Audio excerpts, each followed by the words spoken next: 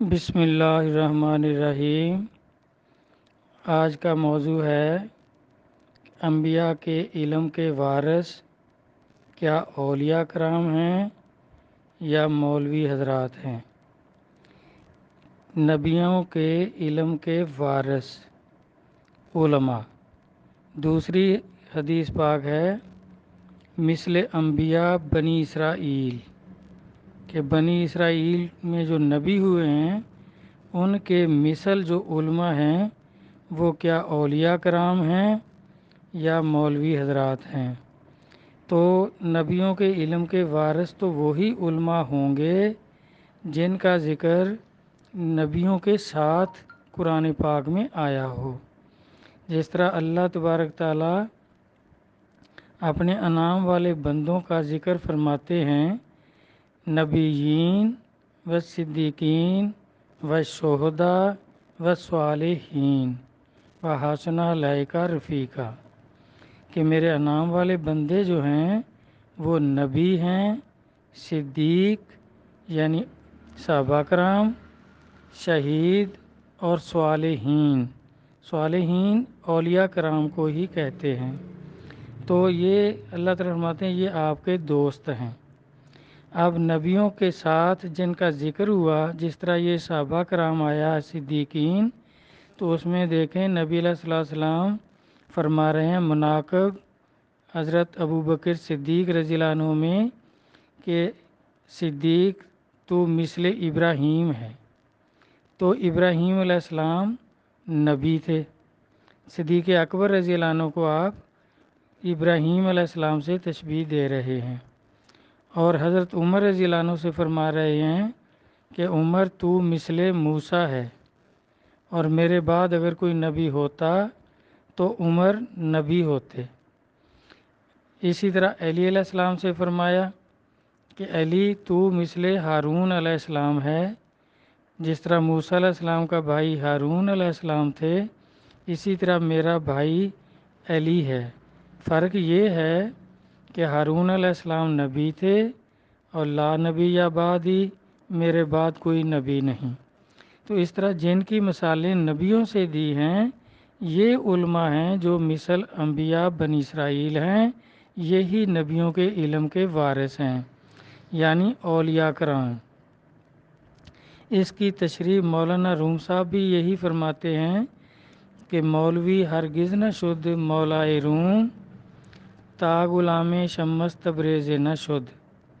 حالانکہ مولانا روم صاحب بہت بڑے عالم تھے، مولوی تھے، ہزاروں عالم ان کے شاگرد تھے۔ تو جب وہ مرید ہوئے ہیں تو اس ٹائم انہوں نے یہ فرمایا کہ پہلے میں کوئی مولوی نہیں تھا، مجھے کوئی علم ہی نہیں تھا۔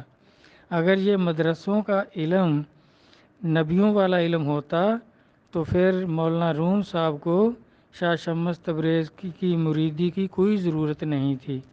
اب وہ نبیوں والا علم جو ہے اس کو پھر وہ کہہ رہے ہیں کہ مجھے تو وہ علم ہی نہیں تھا کچھ بھی، جب ان سے مرید ہوا ہوں تو پھر مجھے علم نصیب ہوا ہے، اب میں مولوی بن گیا ہوں۔ تو اس طرح بھائی جن علماء کو نبیوں جیسا علم عطا ہوا ہو تو دیکھیں یہ وارث جو ہوتا ہے وراثت پڑھنے سے نہیں ملتی، وراثت ہمیشہ منتقل ہوتی ہے۔ نبیوں کو بھی علم جو تھا وہ منتقل ہوا، اللہ تعالیٰ نے عطا فرمایا تھا، وہ کسی مدرسے میں نہیں پڑھنے گئے تھے۔ اسی طرح قرآن پاک میں بھی اس کا ثبوت ہے کہ خضر علیہ السلام کہہ رہے ہیں موسیٰ علیہ السلام سے کہ مجھے جو اللہ الہام کرتے ہیں، جو علم عطا کرتے ہیں، میں اس پر عمل کرتا ہوں، اپنی مرضی سے میں کچھ نہیں کہتا۔ تو اس طرح بھائی جن کو تو اس طرح الہام ہوتا ہو، الہامی طریقے سے علم جو نصیب ہوتا ہو وہ نبیوں والا علم ہے، تو وہ اولیاء کرام کو ہی ہوتا ہے۔ جبکہ یہ مولوی لوگ جو ہیں ان کے تو فرقے ہیں اور ان کے بارے میں احادیث میں کوئی اچھی خبریں نہیں ہیں۔ جس طرح ابن ماجہ میں وہ فرقوں کے بارے میں جو باب ہے اس میں یہ ہے کہ یہ 72 فرقے ہوں گے تو یہ سارے دوزخی ہوں گے۔ بھائی یہ ہماری طرف سے کوئی تنقید نہیں ہے، اصلاح کی کوشش ہے کہ جو صحیح علم ہے وہ سارے مسلمان جو ہیں وہ اس کو اپنا لیں، جو صحیح نہیں ہے تو اس اپنی کمی کو دور کر لیں۔ یہ کوئی ایک دوسرے پر تان تشنیک نہیں ہے، دین میں تان تشنیک بالکل منع ہے، یہ اچھا طریقہ ہی نہیں ہے۔ اصلاح کی کوشش ہے، ہر مسلمان دوسرے مسلمان کے لیے کوشش کرے کہ اگر اس کے پاس، جیسے نبی پاک نے فرمایا کہ میرا تھوڑا سا علم بھی اگر کسی کے پاس ہے تو وہ دوسرے کو ضرور بتائے، اس کی اصلاح کی کوشش کرے۔ اور آپ نے آخری خطبہ میں بھی یہی فرمایا تھا کہ جو حاضر ہیں وہ جو مجھ سے سنیں، جو ان کو علم نصیب ہوا ہے وہ جو حاضر نہیں ہیں ان تک پہنچا دیں۔ تو اس طرح یہ سمجھ لینا کہ یہ ہمارے اوپر تنقید ہے تو مولوی اولیاء کرام پہ تنقید شروع کر دیں، اولیاء کرام کے مان والے ان پہ تنقید شروع کر دیں، تو یہ تو پھر صحیح نہیں ہے، ضد بازی ہوگی، دونوں میں سے کوئی بھی ایک دوسرے کی بات ماننے کو تیار ہی نہیں ہوگا۔ دیکھیں جو قرآن و حدیث کے مطابق ہو اس کو حاصل کر لیں، اس پہ اپنی اصلاح کر لیں۔ تو یہ جو ہے تو یہ دیکھیں اس میں قرآن پاک میں بھی اللہ تعالیٰ یہی فرما رہے ہیں کہ صراط اللہ زینہ انعمت علیہم، ان لوگوں پہ کے راستے پہ چلو جن پر میرا انعام ہوا ہے۔ تو انعام والے بندے میں نے عرض کیے ہیں کہ وہ نبی ہیں، صدیق ہیں، شہید ہیں اور صالحین ہیں۔ تو صالحین اولیاء کرام کو ہی کہتے ہیں۔ تو یہ ساری خبریں اولیاء کرام کی طرف جاتی ہیں، کیونکہ یہ فرقوں کا اگر لیں تو پھر کون سا فرقہ ہے جو نبیوں کے علم کا وارث ہے؟ کیونکہ یہ سارے ایک دوسرے کو اچھے لفظوں سے یاد ہی نہیں کرتے۔ اور نبی صلی اللہ علیہ وسلم نے بھی علماء کے بارے میں، یہ جو علماء سو ان کو کہتے ہیں، جن کو الہام نہیں ہوتا یا جن کے عقائد اولیاء کرام کے مطابق نہیں ہوتے، تو یہ اٹیک تلاش کرتے رہتے ہیں کہ کتنی حدیثیں، کتنی آیات قرآن پاک کی جو منسوخ ہو چکی ہیں ان کو بھی لکھتے رہتے ہیں اور ان پہ ضد کرتے ہیں، بحث کرتے ہیں۔ تو میرے بھائی جو جس طرح نبی پاک صلی اللہ علیہ وسلم نے فرمایا، مشکوٰۃ شریف میں یہ حدیث موجود ہے کہ میرا علم جو ہے وہ اللہ کے کلام کو، میرا کلام اللہ کے کلام کو منسوخ نہیں کر سکتا، اور اللہ کا کلام میرے کلام کو منسوخ کر سکتا ہے، یا اللہ کا بعض کلام اللہ کے بعض کلام کو منسوخ کر سکتا ہے، اور میرا بعض کلام میرے بعض کلام کو منسوخ کر سکتا ہے۔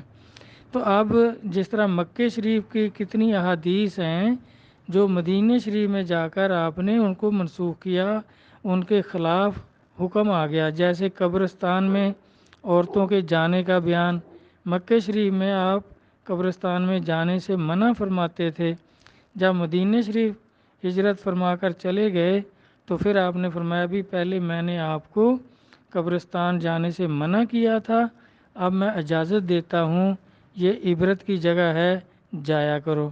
اور پھر قبروں کی زیارت کی فضیلت کے بارے میں بھی احادیث مبارکہ ہیں کہ جو جمعے کے دن اپنے والدین کی قبروں کی زیارت کرتا ہے اللہ تبارک تعالیٰ اس کے گناہ معاف فرما دیتے ہیں۔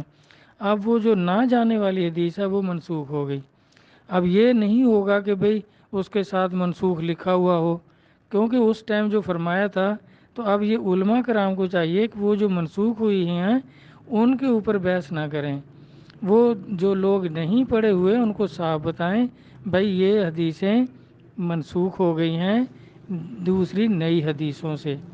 اسی طرح قرآن پاک میں بھی ہے، یہ جو نماز کے بارے میں آیا ہے کہ جب تم نشے کی حالت میں ہو تو نماز کے قریب نہ جاؤ، تو بعد میں اب اس میں دیکھیں اللہ تبارک تعالیٰ نشے سے منع نہیں فرما رہے، نماز سے منع فرما رہے ہیں کہ جب تک یہ نہ آپ کو سمجھ آ جائے کہ آپ کہہ کیا رہے ہیں اس وقت تک نماز نہ پڑھو۔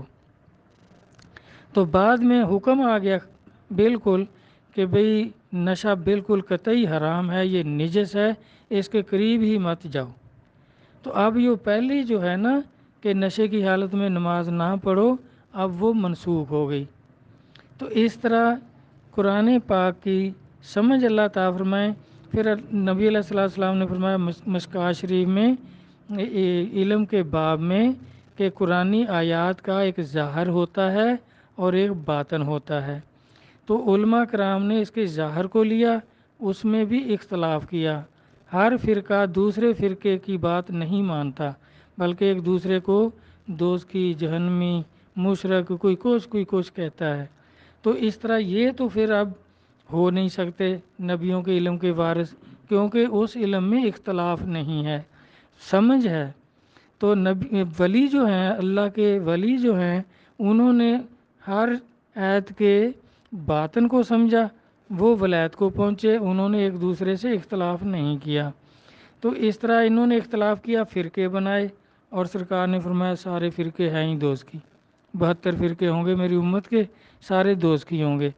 اور اولیاء کرام نے اس کے باطن کو سمجھا، قرآن پاک کے باطن کو، کہ اللہ کا مقصد کیا ہے جو آیات نازل فرمائی ہیں، تو وہ ولایت کو پہنچے، کیونکہ وہ صحیح سمجھے کہ قرآن کا مقصد کیا ہے، اللہ تبارک تعالیٰ کیا سمجھانا چاہتے ہیں، کیا عطا کرنا چاہتے ہیں، کس چیز سے روک رہے ہیں، کس چیز کا حکم دے رہے ہیں۔ تو اس طرح میرا بھائی سب اولیاء کرام، اس پہ بڑے بڑے اولیاء کرام جو ہے وہ متفق ہیں کہ یہ نبیوں کے علم کے وارث، جس طرح سرکار نے بھی فرمایا اپنے کچھ صحابہ کو نبیوں سے مثالیں دی ہیں، تو یہی نبیوں کے علم کے وارث ہیں۔ اور اسی طرح ان کے نقش قدم پر چلنے والے اولیاء کرام ہیں، وہ بھی نبیوں کے علم کے وارث ہیں۔ اور مولانا روم صاحب نے بھی اس کی تصدیق فرمائی ہے کہ جب تک میں شاہ شمس تبریز کا مرید نہیں ہوا تھا، میں کوئی مولوی نہیں تھا، مجھے کوئی علم نہیں تھا۔ اگر وہ علم نبیوں والا ہوتا جو آپ پہلے پڑھتے تھے، پڑھاتے تھے، تو پھر آپ اس کو ترک نہ کرتے، اس کے مطلب یہ نہ کہتے کہ وہ کوئی علم نہیں۔ اور یہ صحیح علم ہے جب شمس تبریز سے مرید ہوا ہوں۔ تو اس طرح پھر بیعت کے بارے میں کتنی احادیث مبارکہ ہیں۔ نبی پاک نے فرمایا، یہ بھی مشکات میں ہے کہ جس نے کسی کی بیعت نہیں کی وہ جہالت کی موت مرے گا۔ تو اس طرح کتنے علماء کرام جو ہمارے مولوی حضرات ہیں، یہ کسی سے بیعت نہیں کرتے۔ کچھ فرقے جو کرتے ہیں تو وہ بھی اپنے مولوی سے کرتے ہیں، اولیاء کرام کی مخالفت کرتے ہیں۔ اللہ تبارک تعالیٰ سمجھ عطا فرمائیں۔